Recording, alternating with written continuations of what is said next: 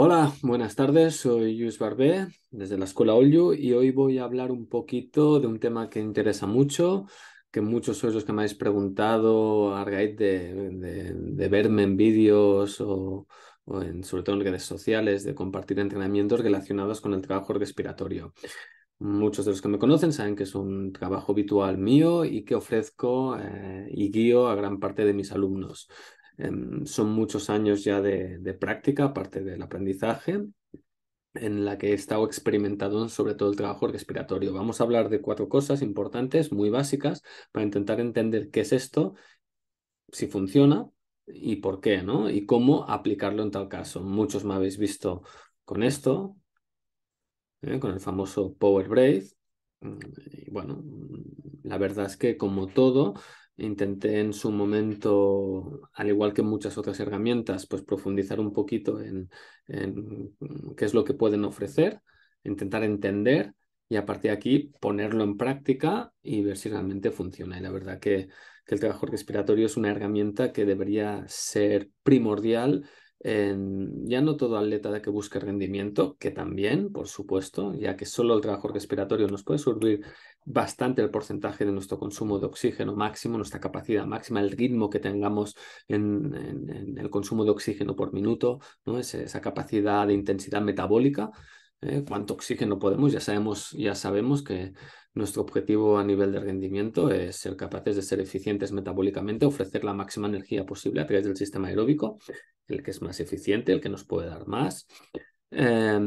Y pues solo con el trabajo respiratorio ya podíamos llegar a gran parte subir un porcentaje importante de nuestra capacidad, ¿no? De consumo de oxígeno. Em, pero no solo para el rendimiento, sino para la vida, sobre todo en una vida en la que la mayoría de cánones, de patrones de movimiento, bueno, han distorsionado mucho incluso el propio patrón tan natural, fisiológico y primitivo, ancestral como es la propia respiración, encontrándonos con patrones respiratorios incorrectos. ¿Qué se puede decir? ¿La gente respira mal?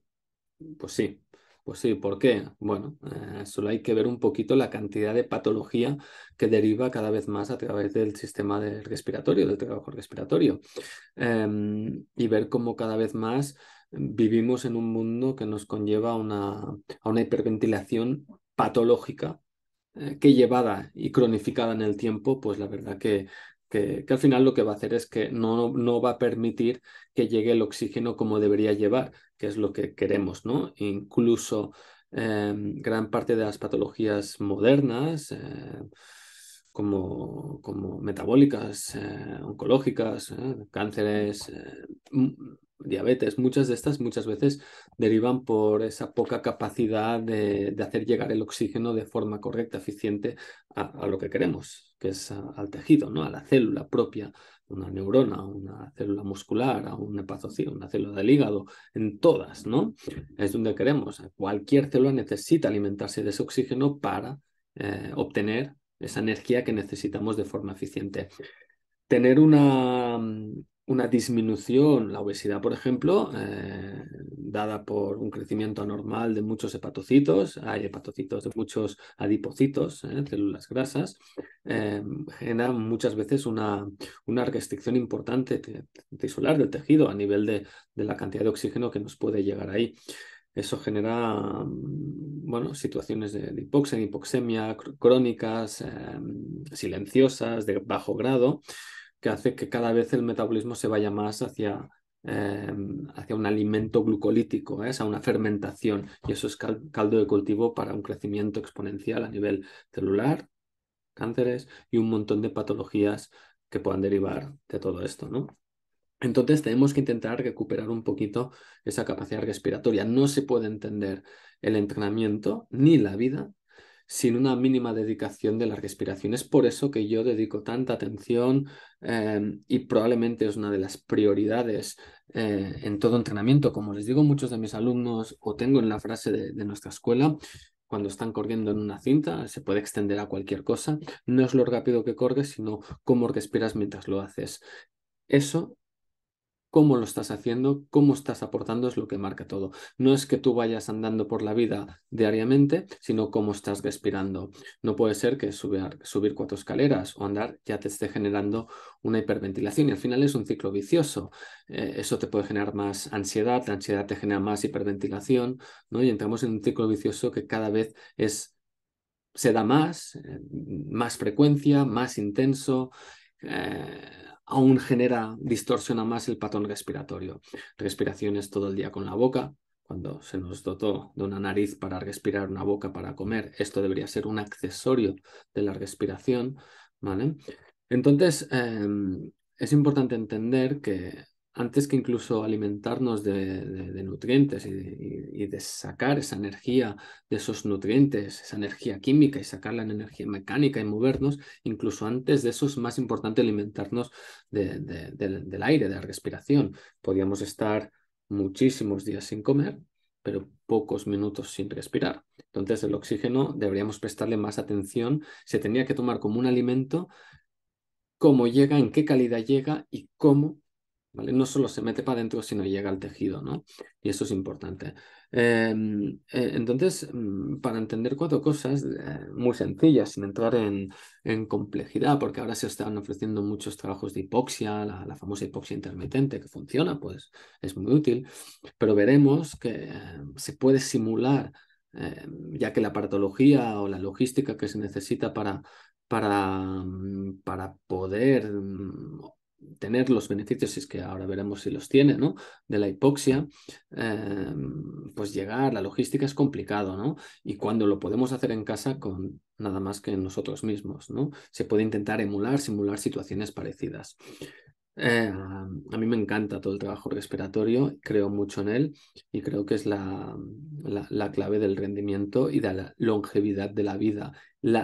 Eh, el aumento de nuestro margen fisiológico para la vida y alejar al máximo un sinfín de enfermedades. Entonces, pues hay que dedicarle atención. Tenemos que pensar que lo que respiramos, que es aire, el aire que tenemos aquí, es un gas, ¿vale? Y que, como cualquier gas, ofrece una presión en función de la cantidad de aire que hay encima, ¿no? Esto es como si esto que pesara, que hay aquí, genera una presión y entre eso es lo que se conoce como la presión atmosférica, ¿vale? La presión atmosférica es como una columna de aire que tenemos de donde estamos nosotros a la altura que estemos hacia arriba de todo mientras haya atmósfera y cómo eso genera una presión para entrar, ¿de acuerdo? Eso es la presión atmosférica, que a nivel de mar se establece una presión que se mide con milímetros de mercurio, que es cuánto genera de presión en un punto dado para que esto pueda entrar. Pensar que el aire que cogemos tiene que entrar, llegar, circular por un sinfín de conductos de una arboleda prácticamente pulmonar que se divide en un sinfín de ramificaciones, bronquiolos, hasta unos alvéolos terminales, que son los saquitos estos de millones de saquitos que tenemos, los alvéoles, donde ahí se hace la difusión de oxígeno a través de la sangre, ¿no? Donde llega ahí y de ahí tiene que entrar. Pero para que entre del alveolo a la sangre tiene que atravesar muchas capas, ¿no? Entonces, depende de la presión que se genere y cómo se genere, podrás más fácilmente penetrar esas capas, ¿vale? Entrar en sangre, ¿de acuerdo? Dicho esto, cuando nosotros respiramos, cogemos todo el aire. El aire tiene varios gases, ¿no? La presión atmosférica es la suma de todas las presiones parciales que hay de los gases diferentes que hay. Básicamente tenemos el gas más abundante, que no es otro que el nitrógeno, pero es un gas inerte que no tiene repercusión metabólica ni fisiológica directa. Sí que la puede tener en ciertas situaciones como en el buceo, por ejemplo. Em, entonces, el porcentaje es muy alto. Es lo que hay más. Lo segundo que hay más es oxígeno. Por oxígeno hablamos de un 21%, es decir, que de cada 100 moléculas que puede haber aquí, 21 son de oxígeno. Es la cantidad del oxígeno genera una presión parcial que será el 21% de la presión atmosférica. De alguna forma, si 760, que hemos dicho, es la presión atmosférica a nivel de mar, que es lo que empuja, lo que estamos al grande mar, tenemos toda la atmósfera por arriba, toda esa atmósfera quiere empujar hacia adentro, ¿vale? De esa presión de 760, si hiciéramos por el 21%, por 0,21, nos daría más o menos que de esos 760, ¿vale? Se genera pues una quinta parte de la presión, 160. ¿De acuerdo? Si no recuerdo mal, 159 milímetros de mercurio, que eso es lo que empuja. También hay algo de CO2, muy poquito, y hay vapor de agua, poquito, ¿de acuerdo? Eso es lo que al final entrará con nosotros, ¿vale? Y nosotros cuando respiremos, ¿vale? Cogeremos ese aire con esa presión atmosférica y querrá entrar y el 21% entrará. Esto es importante tenerlo claro, es un concepto muy importante cuando estamos en altura. ¿Qué está pasando? Que como tenemos menos cantidad de atmósfera por encima, la cantidad de atmósfera que hay genera menos presión. Y a medida que vamos subiendo, la presión atmosférica total va disminuyendo. ¿De acuerdo? La proporción de gases es la misma en prácticamente toda la atmósfera.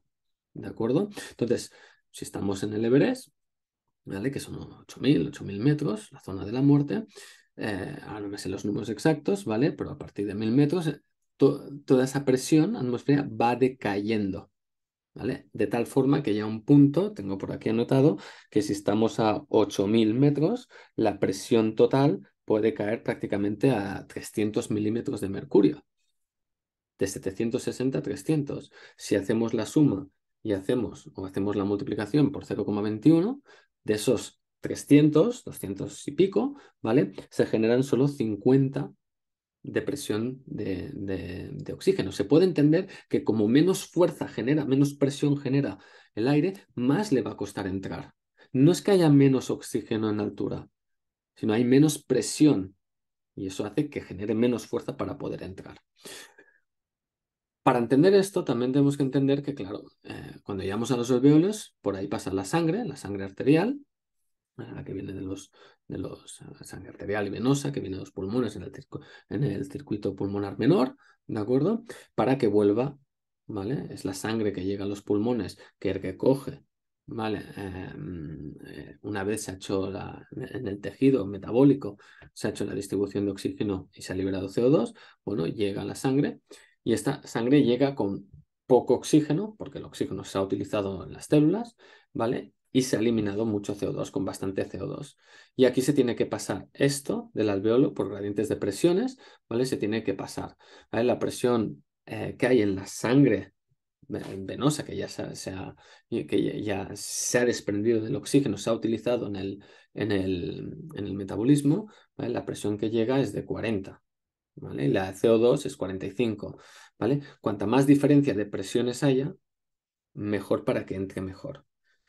Más o menos, si de los 159 de oxígeno en una presión normal acaba llegando al alveolo, un poquito menos por diferentes cosas, acaba llegando un poquito menos, ¿vale? Pero son 100, de 100 a 40, pues difunde bien, ¿vale? Y penetra bien, ¿vale? Y entra el oxígeno en sangre, ¿vale? A la vez el CO2 pasa al alveolo. Es cierto que el CO2, la presión en sangre es 45, ¿vale? Y en alveolo es 40, hay mucho menos. Pero, ¿vale? El coeficiente de solubilidad, lo que es cuánto puede entrar, es mucho más alto. Entonces, se difunde mucho más rápido, aunque la diferencia de presiones sea menor, ¿vale? Pero bueno, eso no importa. Tenemos que hemos conseguido entrar el oxígeno. Evidentemente, o el aire, el oxígeno. El oxígeno llega a sangre. Para que el oxígeno, una vez llega a sangre, se distribuya, llega al corazón y del corazón a los tejidos, se tiene que pegar a la hemoglobina. ¿Vale? Es una proteína, una molécula, una proteína muy importante que se conoce, ¿vale? Que lo que hace es captar el oxígeno. Entonces lo que se dice es que en función de cuánto ha captado, se satura, ¿no? Y eso es la famosa saturación de oxígeno. La saturación de oxígeno es cuánto oxígeno yo soy capaz, ¿vale? Yo soy capaz yo tengo cuánta hemoglobina tengo saturada en oxígeno. Lo normal es tener prácticamente la totalidad de la hemoglobina saturada, es decir, que queden muy pocos sitios de unión para más oxígeno. Un 100%, 99, 98, que es lo que se mide normalmente con este aparato. Un oxímetro, un oxímetro, a ver, que se vea, un oxímetro, o un pulsoxímetro, que tú te lo pones aquí y vas midiendo la saturación de oxígeno. Esto para muchas cosas, sobre todo para medicina, se utiliza muchísimo, pero para el rendimiento también se puede ver cómo se le puede sacar partido a esto, ¿no? Al final, cuando tienes la saturación de oxígeno y la vas midiendo, bueno, te da un valor, ¿de acuerdo? Cuanto más alta esté, representa que más oxigenación tienes y mejor, ¿vale? Transporte de oxígeno pues a través de la sangre, ¿vale? A través de la circulación.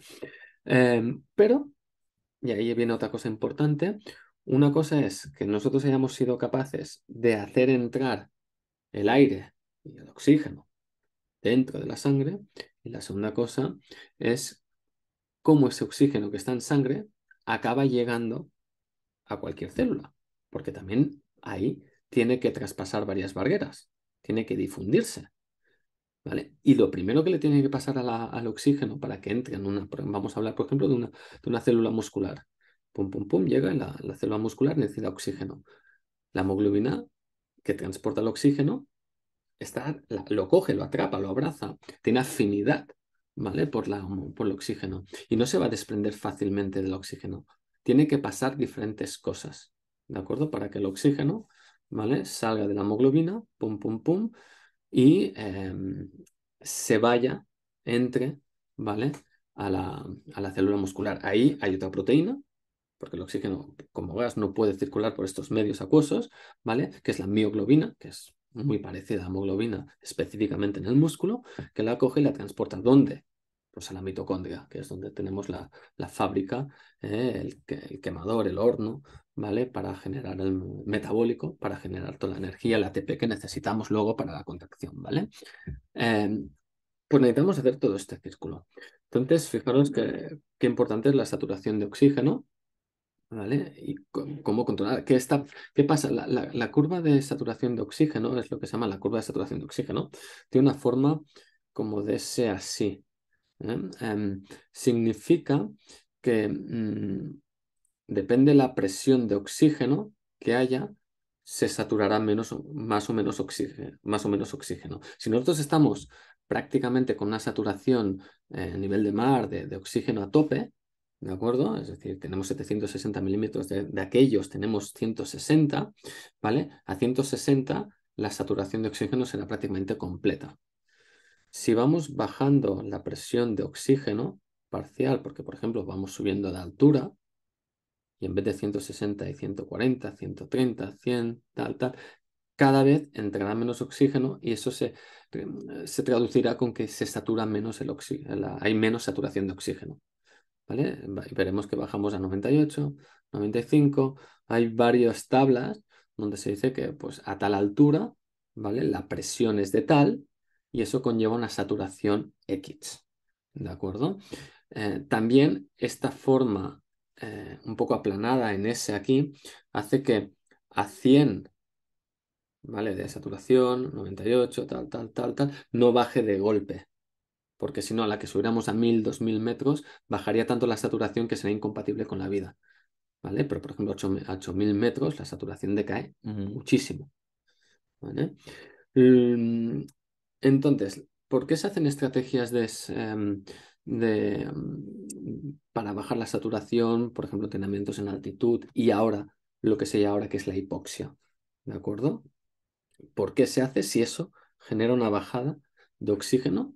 Y al bajar el oxígeno, en principio, pues va a perder esa capacidad pues, para poder consumir más oxígeno y tener menos intensidad, ¿no? Eso al final se tiene que entender como un estrés, ¿vale? Como una hormesis, un estrés hormético, que todo el estrés hormético no es nada más que todo aquello que genera un estrés que te podía llegar a matar si te pasas, ¿vale? Te puede hacer mucho más fuerte si lo sabes llevar en las dosis que toca, ¿no? Pues eso es lo que hay que buscar y lo que hay que entender. Cuando hablamos de hipoxias, esta famosa hipoxia intermitente lo que busca es de forma intermitente simular situaciones de hipoxia, ya lo dice el nombre, ¿no? Si tú te vas a altura, a montaña, estás en una hipoxia permanente, ¿vale? Durante X tiempo. Ciertas patologías nos llevan a una hipoxia permanente, ¿no? La obesidad, aunque sea a bajo grado, ¿no? Y muchas otras pues, patologías que nos pueden ser son mucho más severas, ¿de acuerdo? La hipoxia intermitente lo que busca es no llevarte en un estado continuo de una bajada de oxígeno, sino que te baja, hace ciclos de bajarte y subirte, bajarte y subirte, bajarte y subirte. Hay dos tipos de hipoxia, la normovárica, ¿vale? Y la hipovárica. La hipovárica es la que se da al final en altura, que simplemente pues, hay menos presión de oxígeno y por lo tanto menos porcentaje de todo. O sea, el porcentaje es el mismo, la proporción es la misma, pero hay menos de todo, ¿de acuerdo? Eso es la hipovárica, como dice su nombre, hipo menos, ¿vale? De barómetro, de la presión que se pueda generar, ¿de acuerdo? La normal, várica, se trata de que la presión es la misma, ¿de acuerdo? Lo que se reduce es el porcentaje, la concentración de oxígeno. En vez de que haya un 21%, aunque la presión atmosférica o la presión que se genera ahí es la misma, ¿vale? En vez de bajarse, en vez de haber un 21%, se va bajando al 20, 19, 18, 15, ¿vale? Y lo que sea. De tal forma que ambas lo que consiguen es que tú te llegue menos oxígeno, de una forma normovárica o de otra forma hipovárica, ¿de acuerdo? Todas tienen el mismo objetivo de generar ese estrés, que debería tomarse como un estrés hormético. Vale, ¿y qué nos hace esto? ¿No? Es decir, si estamos diciendo que lo que buscamos es ser eficientes, buscar tener la mejor capacidad de oxigenación, de que entre, ser capaces y tal, ¿por qué se busca la hipoxia? Una de las cosas que más de lo que más se habla y que se ha estudiado bastante, creo que fue el premio Nobel también, el descubrimiento de esta hormona, en el 2019, el premio Nobel de Fisiología, no me acuerdo quién. Em, no me acuerdo. Es que se conoció una hormona que se llama la hormona, la HIF, HIF, ¿vale? ¿Vale? Pam, pam, que es factor inducible por hipoxia, ¿vale? Es una hormona, ¿vale? Que tiene dos subunidades, HIF-1, 1A y tal, y que se activa en situaciones de hipoxia. ¿De acuerdo? En situaciones de normoxia, de oxigenación normal, ¿vale? Lo que pasa es que esta hormona, tal y como se crea, ¿no? La primera subunidad se degrada, se hidroxila, se elimina, ¿vale? Entonces no se produce más. Se ha visto que en patologías inflamatorias y de hipoxia mantenida crónicas, los niveles de HIF están más altos. ¿Por qué? Porque en situaciones de hipoxia esta responde, ¿vale? La subunidad primera, la 1A, se junta con la 1B y forman la HIF, la hormona esta, ¿no? El factor inducible de hipoxia. Y esta hormona, cuando se activa en situaciones de hipoxia de baja capacidad de oxígeno, ¿vale? Hace que se expresen varios genes. Esa expresión de genes lo que va a hacer es que, porque ya sabemos que no es los genes que tienes, genética, sino es en gran parte la epigenética, cómo estos se pueden expresar en función de las condiciones ambientales. Pues una condición ambiental es vivir, ¿vale? De cierta forma en situaciones de hipoxia. Eso hace que se expresen, se activen varios genes motivados e inducidos por esta hormona. Esta hormona, pum, pum, pum, ¿vale? Se va a esos genes y estimula ciertos procesos, ¿de acuerdo? Sin entrar en complicaciones. Entonces, estimula muchos genes, muchos de ellos relacionados, ¿vale? Entre muchas otras cosas, pues muchos de ellos relacionados con la eritropoiesis, la formación, el metabolismo del hierro, muchas cosas que son muy necesarias para favorecer, ¿vale? La oxigenación, pues formamos más glóbulos rojos, ¿no? La eritropoiesis lo que te hace es pues crear más glóbulos rojos, también se estimula que el bazo pues regenere mejor los glóbulos rojos, mejor metabolismo del hierro para que la hemoglobina funcione de forma óptima, ¿vale? Y un montón de procesos más, porque también favorece la captación de glucosa, ¿vale? Que eso, pues bueno, es un tema de supervivencia, ya que no tengo oxígeno. Para hacer metabolismo aeróbico me tengo que el metabolismo anaeróbico, a la fermentación, pues tendré que captar glucosa para irme hacia ahí, ¿no? Eso, llevado al tiempo, es fatal, pero eso, hecho de forma puntual, lo que te hace es mejorar todo esto. Entonces, una hipoxia intermitente o hacer continuamente o repetidamente trabajos de hipoxia estimulará este factor, esta HIF, H y F, ¿vale? Que va a generar adaptaciones para sobrevivir a la falta de oxígeno. Muchas de ellas tendrán que ver, ¿vale?, en favorecer todo el transporte, ¿vale?, de oxígeno, ¿de acuerdo? A la formación de glóbulos rojos, la renovación, la regeneración, ¿vale? Todo esto es súper importante. Y es una de las cosas que más se ha estudiado y por lo que más se hace. Es por eso que cuando tú vas a entrenamientos de altura durante tiempo, se dice que vienes con más oxígeno. No es que vengas con más oxígeno, pero sí que tienes unas adaptaciones que te favorecen la captación de mayor oxígeno. ¿Vale? Entonces esto yo creo que es bastante importante, y no me dejo nada sobre todos estos temas. ¿Vale? A raíz de esto, entonces tenemos claro que tenemos que intentar mejorar, o podemos intentar mejorar la respiración, ¿vale? ¿Y cómo la podemos mejorar? Yo lo atacaría o me gusta afrontarlo de tres formas atendiendo todos estos aspectos. La primera forma para mejorar el patrón respiratorio es cómo respiras durante tu día. ¿Cuánto te esfuerzas a estar tranquilo durante tu día? ¿Vale? Es curioso porque si habitualmente le dices a alguien respira solo por la nariz o incluso le pones un espadapo, casi muchos se ahogan. Y eso es, oh, es que me ahogo. Pues que no te preocupes porque te ahogas, preocúpate porque no lo puedes hacer. Puede ser que puntualmente estés taponado, aunque hay técnicas de destaponamiento, muy efectivas. Ahora diré una.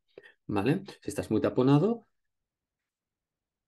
coges aire por la nariz, si puedes, si no como puedas, sueltas, lo fuerzas un poquito y te aprietas fuerte, fuerte, fuerte la nariz, fuerte, para estimular, ¿vale? Unos mecanorreceptores aquí, clac, que se estimulan y dejas. Aguantas un poco y respiras 3-4 respiraciones cortas fuertes. Y ya respiras normal. Y lo haces varias veces. Verás que cada vez, ¿vale? Verás que puedes respirar mejor. ¿Por qué? Ahora vemos, ¿vale? Pero ahí viene, ¿no? Debemos respirar por la nariz todo el santo día. E incluso en el entrenamiento debemos enseñar al cuerpo a respirar lo máximo posible y a las intensidades más altas posibles por la nariz. Esto es como, hemos dicho que es un alimento. Y es como si tú bebes agua, pues tienes 2 botellas de agua, un agua bien filtrada o agua pura, buena, de alta montaña, y una agua estancada, los dos son agua, pero lo que te bebes no es lo mismo, o no tiene la misma repercusión. Por la boca pasa un poco lo mismo que por la respiración, ¿vale? Podemos respirar por nariz, por la boca, ¿de acuerdo? Pero la boca debería ser un accesorio. La nariz está hecha, preparada, diseñada, creada y formada para respirar. No puede ser que sea nuestro elemento secundario de respiración. Entre otras cosas, la nariz humidifica. El hecho de humidificar es añadir agua al aire que tomamos. La cantidad de agua que hay en el aire atmosférico es mínima, 3 y pico, genera una presión muy pequeña. En el momento que humidificamos y le metemos agua, aumentamos la presión hacia del agua y de una forma curiosa lo que hace es favorecer las presiones parciales de oxígeno, CO2, todo se distribuye, por al final toda la presión tiene que ser la misma, 760, ¿vale? Y hace que el aire que llega a los alveoles sea de mayor calidad. La presión de oxígeno, la presión de CO2, tal, hace que sea más óptimo para la difusión, ¿vale? Ese aumento de la humidificación. Segundo, por la nariz eliminamos un montón de bacterias que puedan circundar, patógenos, bacterias, todo, Eliminamos, cosa que por la boca no. Por eso nos da mucho más, ¿vale? Tercero, por la nariz mejoramos la temperatura. Si el aire es muy frío, ¿vale? Las temperaturas, entre otras cosas, igual que el pH y tal, pueden cambiar, ¿vale?, la curva de saturación de oxígeno, ¿vale? Pues el optimizar la temperatura para que el aire entre, se caliente rápido y llegue a una temperatura acorde con la temperatura corporal favorecerá también, ¿vale?, la difusión. Y por último, también a través de los senos paranasales se estimula a través de la respiración por aquí, incluso con presiones y todo, ¿vale? Se genera, se añade, entre otras cosas, óxido nítrico, ¿vale? Que es un vasodilatador que mejora todo este. Por la boca no pasa nada de esto. ¿De acuerdo? Si respiramos todo el día por la boca, que respires puntualmente corriendo 30 minutos por la boca, en un contexto de todo un día de 24 horas, no pasa nada.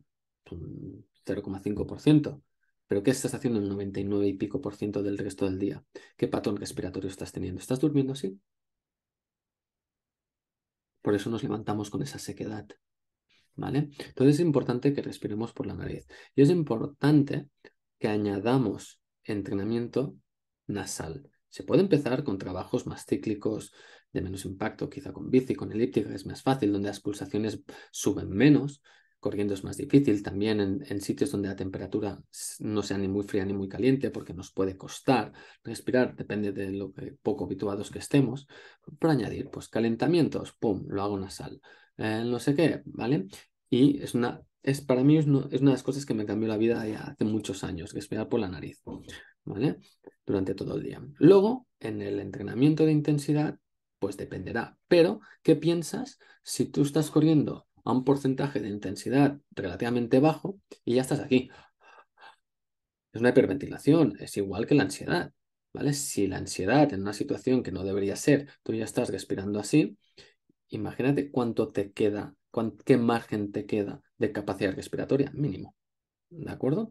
Aparte, el hecho de respirar rápido siempre induce un poquito el tema de hiperventilar. Hiperventilar significa eliminar demasiado o eliminar mucho CO2. Mucho CO2. El CO2 se debe eliminar, pero al ritmo que necesita. Debe haber CO2 en sangre. ¿Por qué? Si estamos eliminándolo muchísimo, ¿vale? Y creando una alcalosis respiratoria que se llama, porque eliminamos mucho CO2, la acidosis es mala, pero la alcalosis peor, ¿vale? Todo necesita su equilibrio, todo, ¿vale? Estamos eliminando mucho CO2, ¿vale? ¿Te acordáis antes que os decía que el oxígeno está pegado a la hemoglobina y a la hemoglobina le gusta mucho el oxígeno? Pues uno de los marcadores para que la afinidad de la hemoglobina con el oxígeno se disminuya y por lo tanto se desprenda y permita que vaya al tejido es la concentración de CO2. Si hay una cantidad de CO2 determinada y ese CO2 circula por la sangre, pasa por diferentes centros nerviosos, centros de de control respiratorio, donde capta las presiones que se generan de estos gases, ¿vale? Y le envía órdenes al cerebro y dice, ¿hay esta cantidad de CO2 o no hay? Y eso genera, ¿vale? Que la hemoglobina pueda o no desprenderse, ¿de acuerdo?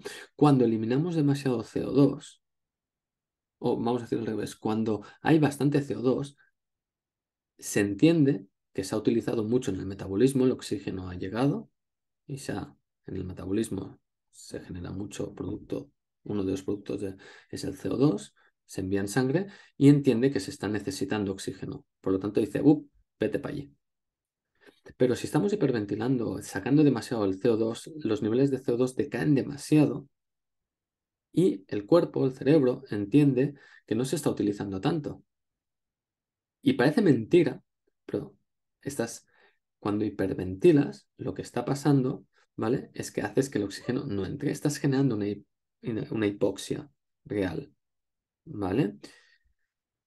Cuando hay un aumento de la CO2 se llama hipercapnia. La hipercapnia aumenta, que es lo que pasará siempre, primero, antes que una hipoxia. Cuando tú estás en retención, ahora hablaremos de esto, ¿vale?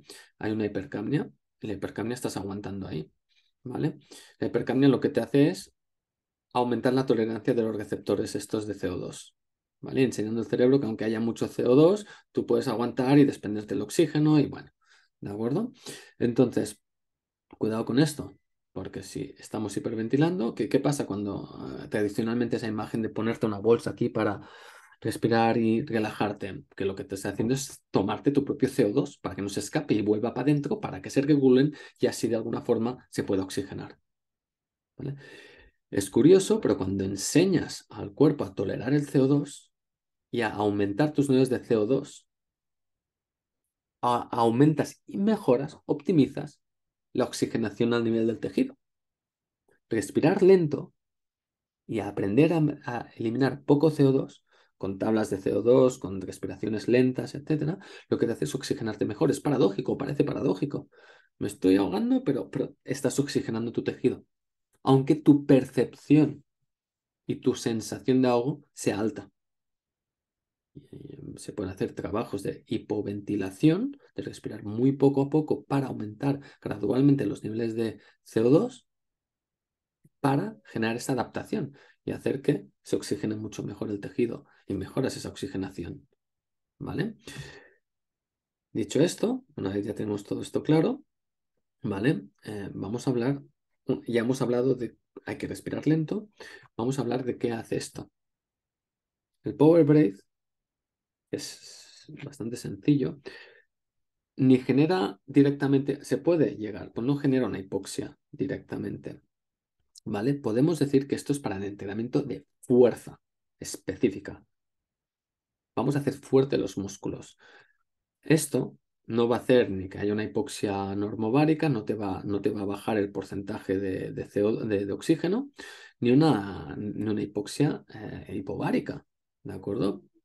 Lo único que va a hacer es limitar el ritmo de entrada del aire y del oxígeno, el ritmo al que entra, ¿vale?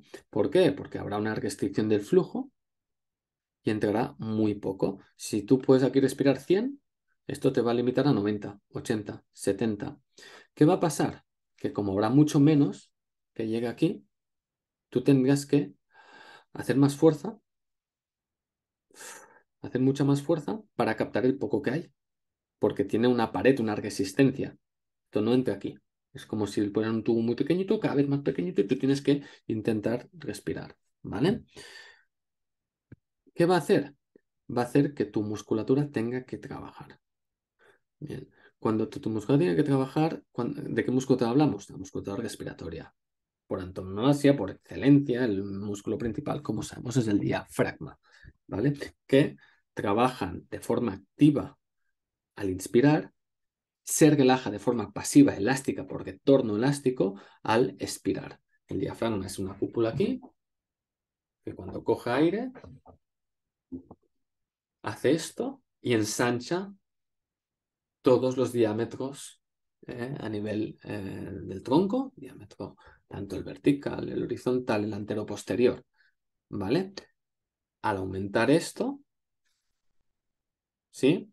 Se puede expandir aquí, se puede expandir el pulmón y esta expansión del pulmón, ¿vale? Genera una mejora de presiones para que pueda entrar el aire, ¿vale? Facilita el entrar. Cuanto mejor funciona esto, más facilidad para entrar. Ahí dices, ostras, si dices que respiramos por la nariz, ¿por qué esto lo hacemos con la boca? Porque estamos en una situación de máximo esfuerzo y hemos dicho que en máximo esfuerzo tenemos que utilizar lo que tenemos. Se puede intentar hacer fuerza con la nariz, sí, pero lo que buscamos es potenciar la musculatura en su estado máximo y el estado máximo no se da en la nariz, se da en todo el contexto. Debes respirar bien 99,9% y aprender herramientas para que un 0,1, 0,5% de entrenamiento haga que el 99 sea mejor. Eso es lo importante, ¿vale? Entonces estamos en ese 0,1% del entrenamiento. Vamos a llegar a que esa musculatura se ponga en esfuerzo al máximo, ¿vale? Entonces eso va a crear esta restricción. Se puede trabajar de 1200 formas. La mayoría en los estándares básicos te dice que hay que hacer 30 respiraciones por la mañana y 30 por la tarde, o 2 veces al día. Pero depende. Al final, en un atleta entrenado, esto es muy insuficiente. Se puede hacer en activo, en sentado, metiéndolo dentro de entrenamientos, en situaciones más estresantes como en frío, en calor, ¿vale? No es lo mismo hacerlo con pulsaciones a 70 que a 120.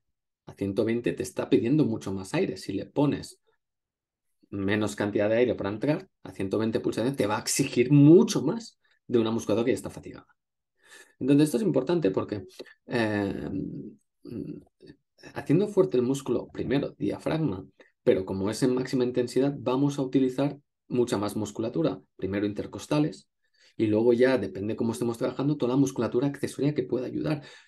Mucho más allá de esternocleidos, escalenos, toda musculatura incluso que impacta directamente en la caja torácica, por detrás, por delante, por todos sitios, tiene capacidad potencial de, sobre todo la extensora, de, por detrás, mover columna y con ello a ayudarte, ¿vale? En esa fase inspiratoria, en ese intento de abrir esa caja torácica.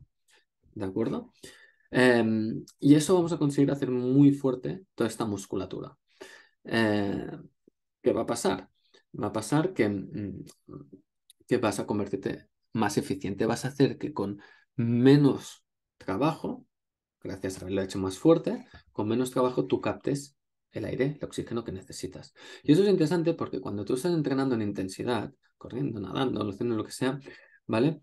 Hay una disputa de dónde se necesita la energía, porque evidentemente si tú estás corriendo, necesitas enviar mucho más oxígeno, nutrientes, necesitas energía para mover, contraer mucho más en función de la intensidad a la que necesites, la cantidad de contracciones por tiempo, pues el ritmo que necesites, pues tendrás que enviar mucho más oxígeno, consumirá mucho más oxígeno, pero a la vez, como tienes que mover y llevar todo eso ahí, esto va a tener que trabajar mucho más para llevarlo. ¿Qué va a pasar? Que si esto no está acostumbrado a trabajar, esto te va a pedir mucho más, va a ser poco eficiente, va a tener que esforzarse mucho más y va a entrar en disputa en la energía que necesito aquí y allá. ¿Y el cuerpo qué va a priorizar? Hombre, supervivencia. Cáete con las patas, pero tienes que respirar. Y es por eso que vienen esas debilidades de pierna, esas fatigas, esos hormigueos de pierna que están, porque están confrontando, ¿vale? Con toda la musculatura respiratoria. ¿Vale? Entonces es muy importante. ¿Cómo se puede hacer? Bueno, pues entrenando con Luis Barber, ¿vale? Te enseño cómo se hace. Pero básicamente, ¿vale? Esto tiene una regleta para regular, más intenso, me lo mide por la presión que se genera, ¿vale? Y tú tienes que inspirar fuerte, relajar al soltar. Recordad que la expiración siempre es un retorno pasivo. Solo en una situación de expiración forzada, musculatura más flexora abdominal es la que trabaja. Pero lo importante es cómo captas el aire, ¿vale? Bien, se puede hacer por repeticiones, se puede hacer por tiempo, se puede hacer en, en situaciones de reposo o poco a poco añadiéndolo. Al principio, poca intensidad, un día sí, un día no. 2, 3 minutos, porque te va a coger dolor por todos lados. Pero si no estás acostumbrado, no, y ahora explicaré algo muy importante. Más adelante, cada día. Luego, doble, luego metiéndolo en diferentes situaciones. Siempre mantiene una progresión, no hay una fórmula mágica. Ninguna, no hay nada. Es cómo haces todo, ¿vale?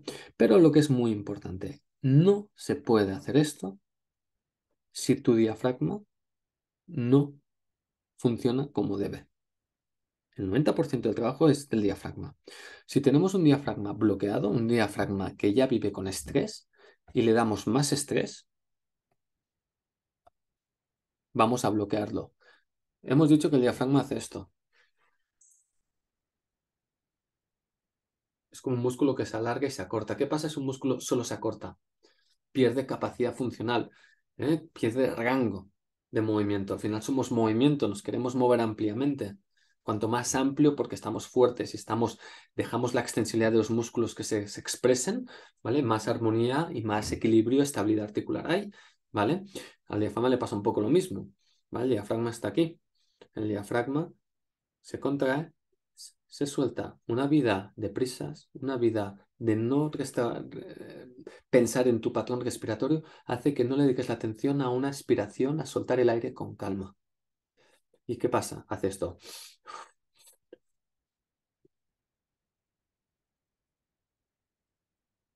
El diafragma se queda bloqueado y no sube bien, no se relaja, porque no le dedicas atención a...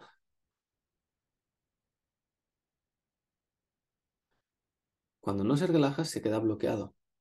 Ese bloqueo pierde extensibilidad y capacidad contráctil, genera presiones aquí dentro, se queda bajo, intestinos, ¿vale? Afecta sobre todo, tira de la columna, porque se queda aquí, tira del psoas, flexor de cadera.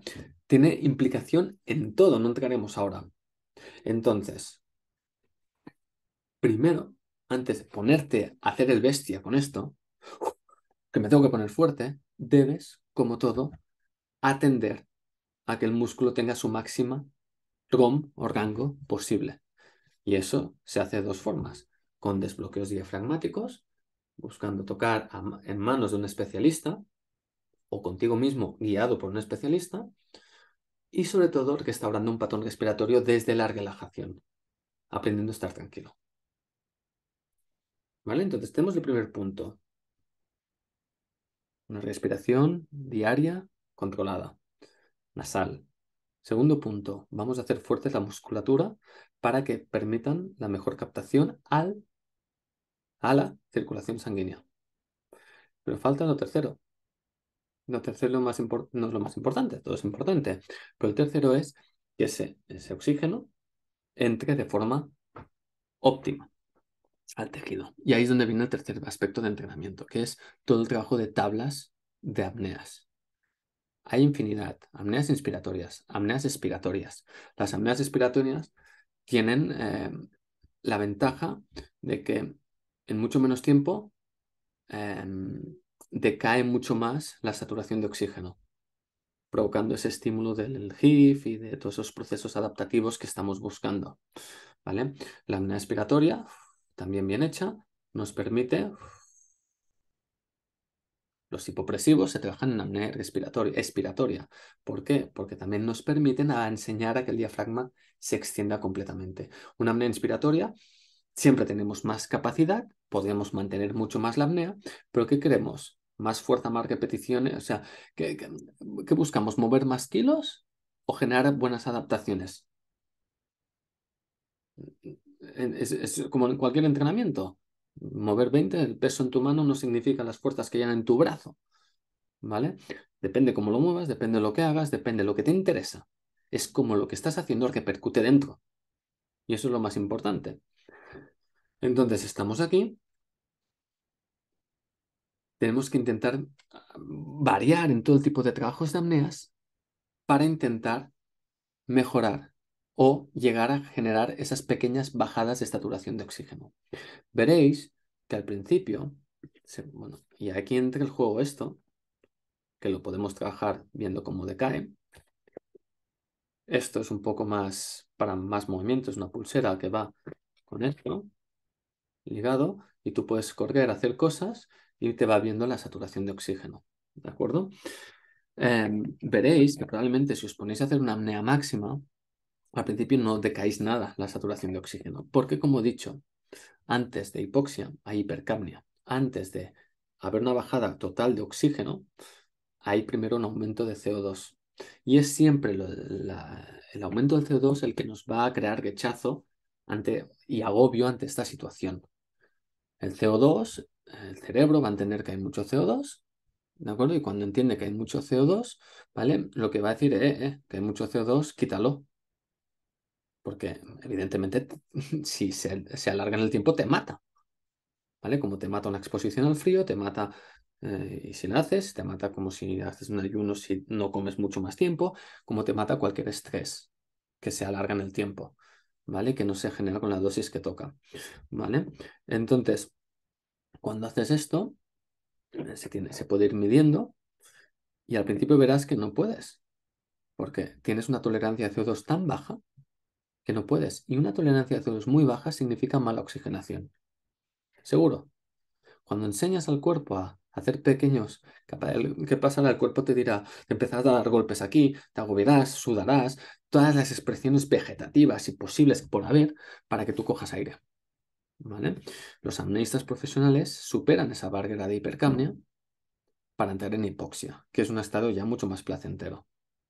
¿De acuerdo? Muy difícil de conseguir y siempre se tiene que hacer con supervisación y siempre las apneas en seco. Si no eres profesional, en seco. Si lo haces en mojado, te obligas a aguantar y te obligas, al final el cuerpo, ¿vale? Lo que va a hacer es desmayarse, ¿de acuerdo? Para decirte, ya que no quieres coger el aire, te anulo completamente pero si estás en el agua te ahogas. Si estás en el suelo no pasa nada. ¿vale? Entonces hay que ver hasta qué punto. Pero es muy difícil llegar a ese punto. Tienes que ser tienes que tener mucha voluntad, mucho trabajo y todo. ¿De acuerdo? Entonces, los trabajos de apnea nos van a aportar todo esto. Nos van a aportar y medido con saturación de oxígeno, podrás ir viendo cómo poco a poco decae la saturación de oxígeno y cómo se recupera. Depende del tiempo, pues normalmente la saturación decae más unos segundos después de la apnea, luego se recupera en los primeros momentos de la apnea. Bueno, depende, es muy variable. Pero tú puedes ir viendo. Yo he podido llegar a 70 de saturación mantenido o intermitente. O, bueno, se puede hacer, ¿cómo se puede hacer? Con apneas intermitentes, como hace la hipoxia, no será ni normovaria, o sea, será normoxia. Lo que tú harás es simplemente limitarás la cantidad de veces que entra el aire. Y como limitas la cantidad, pues también queda una desaturación, como genera una hipoxia, que al final es el estímulo que se busca, es el mismo, pero tú lo puedes hacer cada día en casa. ¿De acuerdo? Yo cuando me operé estuve no sé cuántos meses estando casi una hora haciendo trabajos de apneas. Un día, apneas inspiratorias, máximas. Un día expiratorias, mucho más cortas, pero decayendo muchas más veces la saturación de oxígeno. Un día con hipoventilación, es decir, respirando 2 o 3 veces por minuto, pues poniendo tiempo, coger el aire 4, aguantar 4, soltar 4. Veréis que cuesta. Te induce a una situación de relax, que ahora hablaremos por último de esto. ¿Vale? Y eso hace que pudiera bajar a 90 y poco, bastante mantenido, que eso es muy difícil porque estás rato medio ahogándote y tienes que controlarlo, ¿de acuerdo? Y vas notando el aumento de tolerancia al CO2, ¿vale? Y esto es muy interesante. Y ahí viene el otro punto. Todo esto sirve, aparte, por todo lo que hemos dicho, mejorarás el tejido, mejorar la expresión de ciertos genes a través del factor inducible de hipoxia, ¿vale? Mejoras la fuerza en la que captas el oxígeno, mejoras tu patrón respiratorio normal, pero lo más importante, para el final, ¿qué es lo más importante? Que todo esto te obliga a estar relajado para poder hacerse. Si no estás relajado es imposible. Significa, ¿vale? Que una cosa alimenta a la otra. Si tú aprendes a estar relajado, harás mejor las apneas. Si haces mejor las apneas, estarás más relajado. Y así un ciclo positivo, no vicioso, positivo, bueno. ¿De acuerdo?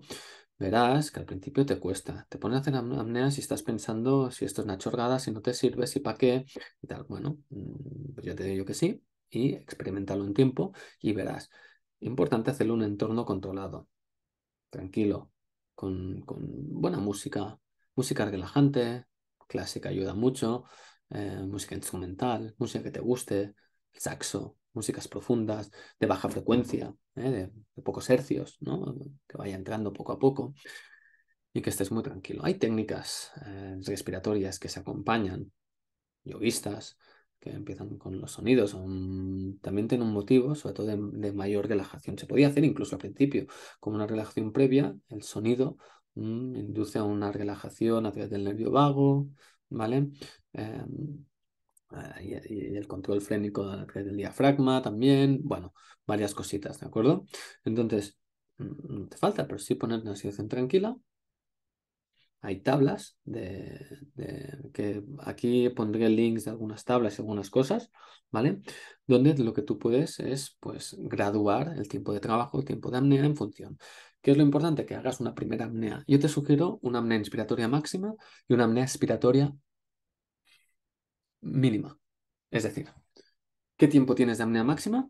Entonces tú estás tranquilo, coges aire una vez, sueltas, segunda y ya vas, sin colapsar. Y aguantas y te apuntas. Mi apnea máxima es de tanto. Bien. Apneas de menos de un minuto, cuidado porque ya te está diciendo que la oxigenación que te está llegando es muy pobre, porque eres muy poco eficiente en lo que haces que llegue y aguantas muy poco. ¿De acuerdo? Apneas de gente que puede aguantar 2, 3 minutos bien, significa que la oxigenación es mucho más buena y que todos los sistemas metabólicos funcionan de forma óptima. Es lógico entenderlo.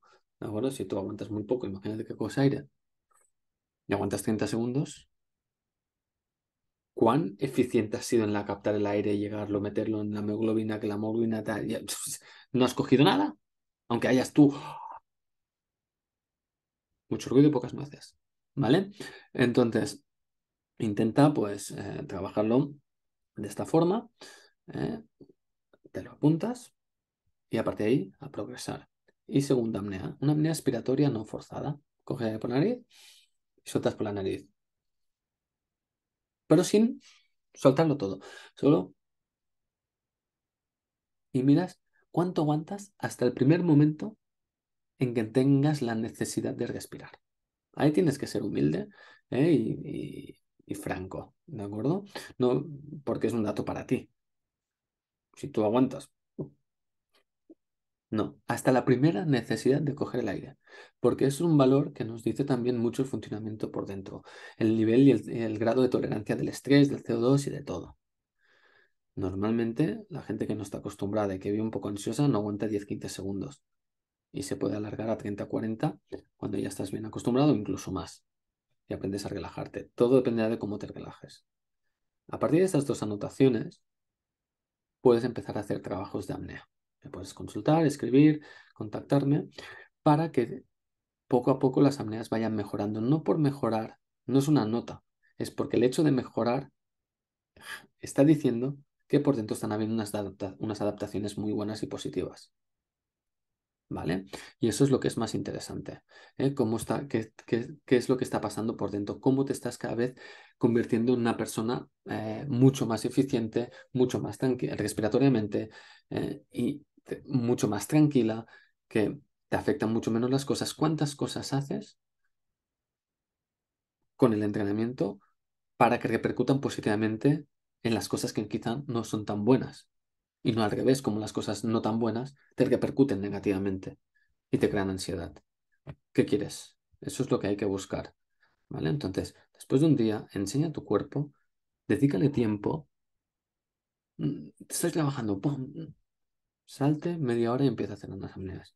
Respira tranquilo. Al igual que el movimiento, moverte, somos personas, somos seres de movimiento y si a la que dejamos de movernos nos morimos lentamente, al igual que eso, somos seres que respiramos. Y a la que dejamos de respirar como toca, pues nos estamos matando poco a poco. Suena mal, pero es así.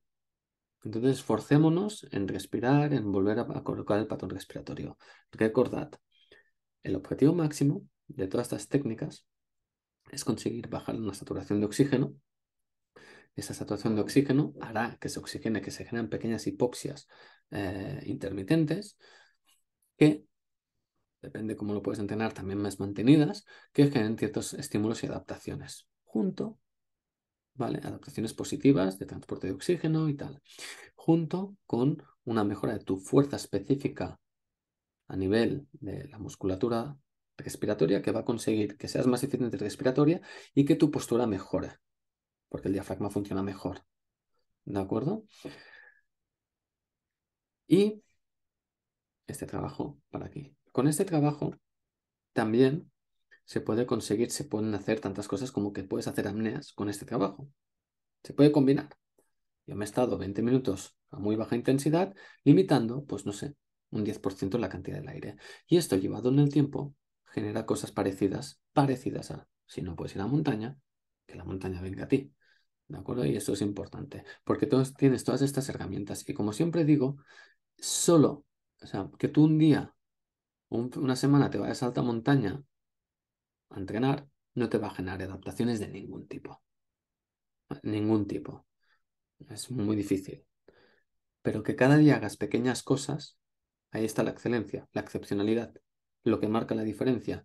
Cuán capaz de hacer pequeñas cosas cada día. Y construir pequeñas cosas cada día construyes pues, la muralla china, ¿no? Pero por un día que vayan todos, pues probablemente sea un caos. Pues lo mismo, para un día que te vayas a hacer una hipoxia o te vaya no sé qué, bueno, pues te va a generar un caos ahí metabólico del cuerpo. Va a decir, bueno, pues sí, ¿qué pasa? Pero si cada día haces cositas, ¿vale? Enseñas a tu sistema a convivir con esas cositas, como la terapia frío y como todo, con las repercusiones que pueda tener. ¿De acuerdo? Resumen, pues es este. Así que trabaja la respiración, utiliza estas herramientas que son baratas, estos 60 euros, esto, pues, no compres los baratos porque si no fallan mucho, ¿vale? Esto también va bien, ya dejaré y las tablas de CO2 y de oxígeno que se pueden ir haciendo. Y cualquier duda, cualquier consulta me comentáis. Quedaros que cada vez que respiráis os estáis alimentando de toda la columna de aire que hay en toda la atmósfera que quiere entrar hacia adentro con un porcentaje X de oxígeno y X de otros gases y que en función de tu fuerza respiratoria, tu tranquilidad, tu buen patrón respiratorio, vas a meter para adentro y cómo tu buena adaptación metabólica fisiológica optimizará, ¿vale? El funcionamiento aeróbico para que el metabolismo sea eficiente y por lo tanto la cantidad de energía sea la cantidad de energía sea muy eficiente y sobre todo sea muy saludable y eso nos va a llevar, ¿vale? A mucha longevidad deportiva y de vida. ¿De acuerdo? Así que cualquier cosa, cualquier duda, me comentáis. Gracias a todos y nos vemos.